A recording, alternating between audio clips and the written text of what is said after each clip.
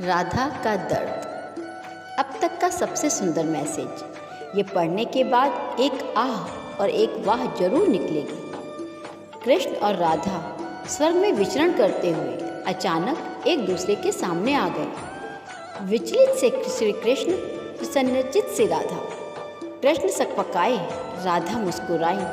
इससे पहले कृष्ण कुछ कहते, राधा बोल उठी, कैसे हो द्वारिकाधीश।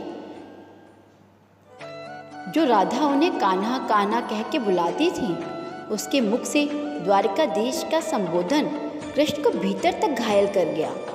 फिर भी किसी और तरह अपने आप को संभाल लिया और बोले राधा से, मैं तो तुम्हारे लिए आज भी कान्हा हूँ। तुम तो द्वारिकाधीश मत कहो, आओ बैठते हैं। कुछ मैं अपनी कहता हूँ, कुछ तुम अपनी कहो। सच कहूँ राधा, जब जब भी तुम्हारी याद आती थी, इन आँखों से आंसुओं की बूंदें निकलती ही आती थी। बोलो राधा, मेरे साथ ऐसा कुछ नहीं हुआ। न तुम्हारी याद आई, न कोई आंसू बहा, क्योंकि हम तुम्हें कभी भूले ही नहीं थे। जो तुम्हें याद आते, इन आँखों में सदा तुम रहते थे। कहीं आंसुओं के साथ निकल न जाओ, इसलिए रोते भी नहीं थे। प्रेम के अलग होने पर तुम्हें क्या खोया, इसका एक आईना दिखाऊं आपको। कुछ कड़वे सच प्रश्न सुन पाओ तो सुनाऊं। कभी सोचा इस तरक्की में तुम कितने पिछड़ गए। यमुना के मीठे पानी से जिंदगी शुरू की और समुद्र के खारे पानी तक पहुंच गए। एक उंगली पर चलने वाले सुदर्शन चक्र पर भरोसा कर लिया और 10 उंगलियों पर चलने वाली बांसुरी को भूल गए।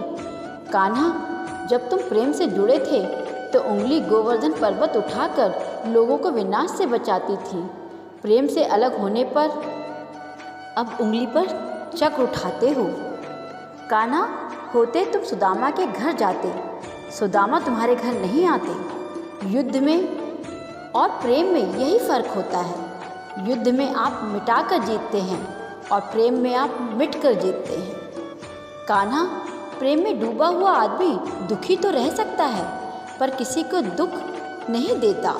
आप तो कई कलाओं के स्वामी हो, स्वप्न दूरदृष्टा हो, गीता जैसे ग्रंथ के दाता हो, पर आपने क्या निर्णय किया। अपनी पूरी सेना कौरवों को सौंप दी और अपने आप को पांडवों को सौंप दिया। सेना तो आपकी प्रजा थी। राजा तो पालक होता है, उसका रक्षक होता है। आप जैसा महाज्ञानी उस रथ को चला रहा था जिस पर बैठा अर्जुन आपकी प्रजा को ही मार रहा था। आपकी प्रजा को और अपनी प्रजा को मरता हुआ देख आप में करुणा नहीं जागी, क्योंकि आप प्रेम से शून्य हो चुके थे। आज भी धरती पर जाकर देखो, आप जैसा महाज्ञानी उस रथ को चला रहा था जिस पर बैठा अर्जुन आपकी प्रजा को ही मार रहा था। आपकी प्रजा को मरते देख आप में करुणा नहीं जागी, क्योंकि आप प्रेम से शून्य हो चुके थे। आज भी धरती पर जाकर देखो, अपनी द्वारिकाधीश वाली छवि को ढूंढते रह जाओगे। हर घर, हर मंदिर में मेरे साथ ही खड़े नजर आओगे।